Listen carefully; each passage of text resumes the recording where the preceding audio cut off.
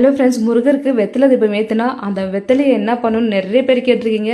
நான் ஆல்ரெடி நிறைய வீடியோ போட்டிருக்கேன். இதை பற்றி எல்லா டவுட் கேட்டிருக்கீங்க. ஸோ மேபி புதுசாக வரவங்க தெரியாமல் கேட்டிருப்பீங்கன்னு நினைக்கிறேன்.